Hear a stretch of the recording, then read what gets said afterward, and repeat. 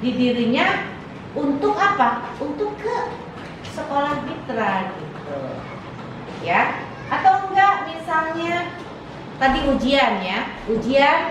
Tapi sekarang udah nggak ada ujian ya, Pri, ya. Ada ujian nasional jadi nggak usah ujian sekolah deh. Tapi apa ujian sekolah juga? Misalnya kita mau masuk pesantren apa, mau apa, kita berikan. Jadi optimisme itu akan muncul.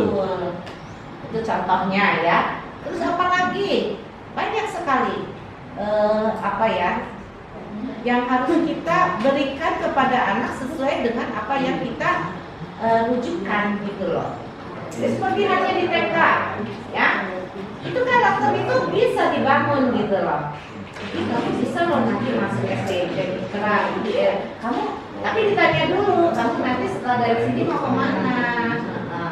Oh saya mau masuk ke SD Mitra Bu, SD Mitra itu begini, yuk kita main, kita lihat ininya gitu. Nah itu fasilitasnya gitu yang harus kita berikan kepada anak-anak. Jadi jangan hanya dalam ucapan atau dalam cerita, ya itu nggak mempan anak-anak begitu ya. Jadi harus dilakukan. Difasilitasi. Kemudian apalagi ya. Nah, ini ada hadis Rasulullah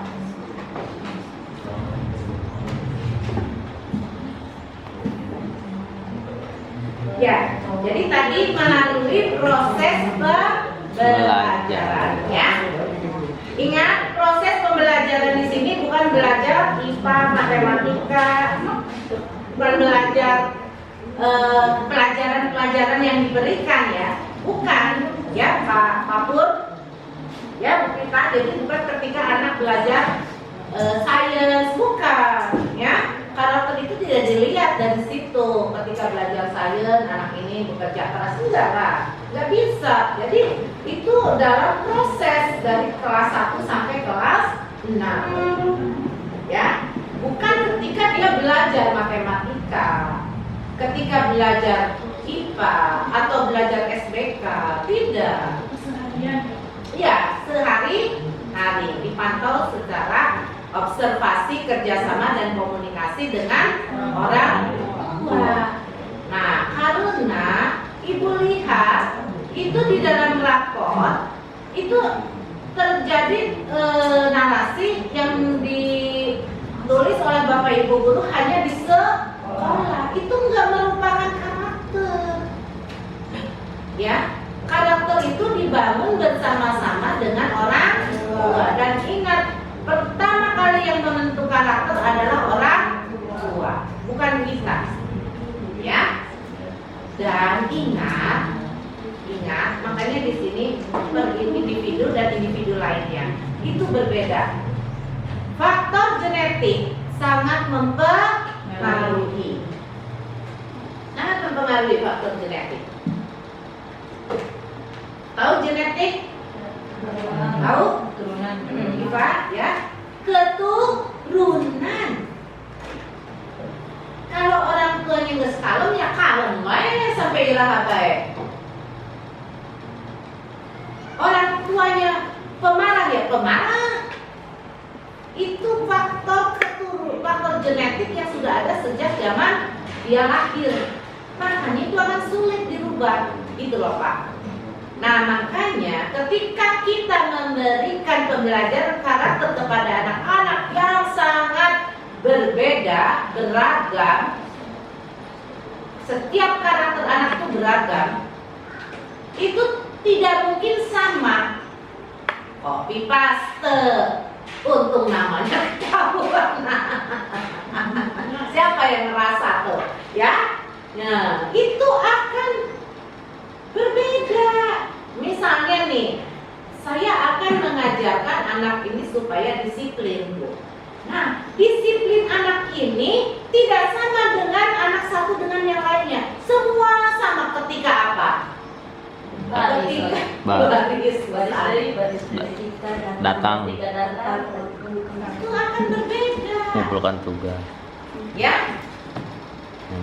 Nah, ini ibu-ibu harus tahu. Jadi ketika membuat narasi harus ada acuannya. Kapan dan informasi dari orang tuanya gitu loh. Kapan ini anak ini disiplinnya ketika apa? Bisa saja ketika di rumah. Di dalam report itu nggak apa-apa. Tapi ya kalau disiplin di rumah biasanya di sekolah juga disiplin. Biasanya kalau disiplin ya, karena itu sudah terbentuk. Ya. Nah, jadi ibu lihat tuh ada kompaste semua sama. Bingung ibu. Apakah ini yang disebut pembelajaran klasikal? Ketika baris, diperhatikan hanya satu objek, betul nggak? Padahal kan mungkin di objek baris ada lagi nggak mau diem, pasti yakin. Si Ajeng kan nggak mungkin. Raisya nggak mungkin, Rasya. Pasti paling dia disiplin ketika apa? Menulis kan. Kasih tugas menulis kan. Tapi kalau baris dia nggak mungkin. Ibu udah lihat. Kalau baris tidak baris kurang baik. Kurang baik. Nah, ambil objek atau kegiatan yang betul-betul dia disiplin gitu loh. Kalau misalnya nggak ada semua tuh Bu, wah, nggak ada semua.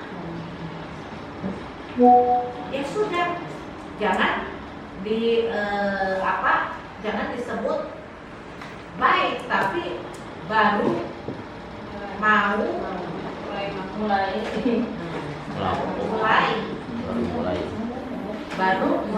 melakukan disiplin di sekolah. Gitu. Iya, baru mau. Iya, kalau misalnya susah Bu, memang nggak ada sama sekali. Nah, ibu bapak dulu lihat satu kelas nih anak-anaknya kayak ini, makanya kan ibu dulu pernah kelas 3 nih naik ke kelas 4 cerita, nih anak-anaknya begini sifatnya gitu kan. Jadi nanti Bu Ida cerita kepada Pak Hadi, Pak anak-anak kelas 3 ini si karakternya begini-begini. Nah nanti Pak Hadi gampang untuk membuat karakter apa nih yang akan dibangun di kelas 4 gitu. Yang tahu tuh Bapak Ibu guru, bukan ibu, bukan juga Bu Ratna, ya. Misalnya kelas 3 ini model karakternya gimana Bu Ida? Beda-beda, ya. Tapi secara umum disiplinnya ini yang menyangkut masalah bagian masih dulu. Disiplinnya bagus. Kemudian tertib, kemudian rajin-rajin ibadah. Nah itu yang harus dicatat oleh Bu Ida, ya. Serahkan kepada kelas 4, gitu, ya.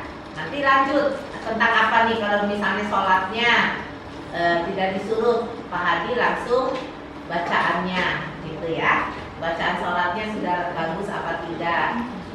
Ini itu jadi namanya berkesinambungan ya. Insya Allah akan terbentuk karakter Rasul SAW ya. Nah begitu, amin.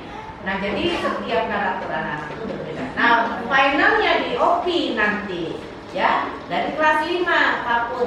Makanya jadi guru itu harus banyak ngobrolin tentang komunikasi tentang anak-anak ini gitu. Wah di kelas 5 mah nih Pak Put ngobrol kan pendiam. Nah di ini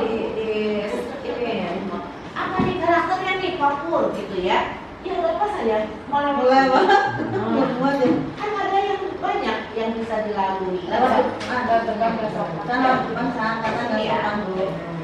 nggak apa-apa jelasin. Nah, jadi begitu. Jadi komunikasi untuk membuat karakter-karakter yang akan dibangun di tiap kelas. Bu Ida dapat apa dari Bu Dia? Nah, Bu Dia cerita. Bu Ida ini anak-anak tuh di kelas 2 tuh karakternya begini deh banyaknya. Ceria atau gimana. Nah nanti mau Bu Ida kan dipelajari. Kira-kira karakter apa nih yang akan dibangun di kelas 3 gitu ya. Nah gitu ya, paham ya dari sini ya. Ya baik. Kemudian ini sudah ya, pelajari dulu adab dan akhlak sebelum ilmu. Ini harus, jadi ada keimanan yang tadi aku bilang. Percuma kalau kita tidak beriman dan tidak percaya hari akhir, kita tidak bisa melakukan ini ya, kuncinya adalah keimanan, percaya kepada Allah dan hari akhir. Itu enggak Pak Ibrahim ya Ustadz ya, banyak sekali ya kata-kata itu ya. Orang yang beriman dan percaya kepada hari akhir, banyak sekali tuh yang dari Al-Quran yang seperti itu ya. Jadi ditujukan kepada orang yang beriman. Banyak hadis Rasulullah yang menyebutkan pentingnya adab atau akhlak dalam berilmu. Dengan hadis tersebut di atas, maka penulis menyimpulkan bahwa pentingnya adab atau akhlak bagi seorang penuntut ilmu. Dalam hal ini penulis sebagai seorang pendidik yang mempunyai banyak anak didik merasa perlu untuk mempunyai cara atau metode. Iya, merasa perlu kan? Gimana caranya, gimana metodenya dalam membangun watak, karakter atau budi pekerti anak sehingga tercapai karakter anak yang berakhlak mulia. Kemudian karakter yang bagaimana dan seperti apa yang perlu dibina untuk anak-anak kita? Tentunya karakter yang mengacu kepada nilai-nilai Islam. Kemudian nilai-nilai yang sudah dicontohkan oleh teladan Rasulullah SAW dalam kehidupan sehari-hari. Karena amal Rasulullah adalah Al-Quran dan Al-Hadis. Nah, jadi dari mana rujukannya? Dari Al-Quran dan Al-Hadis sebagai ilmu dalam mengajari, mendidik anak-anak berkarakter. Sudah Al-Quran dan Al-Hadis semua ada, apalagi hadis, ya, semua ada mengenai disiplin, mengenai tertib, mengenai apalagi, semua ada. Makanya buku-buku tentang hadis selalu dibaca, buku ya Al-Quran apalagi ya. Nah seperti itu, ya Aisyah, rujukannya itu aja, rujukannya. Rasulullah itu nggak usah pusing-pusing ngambil dari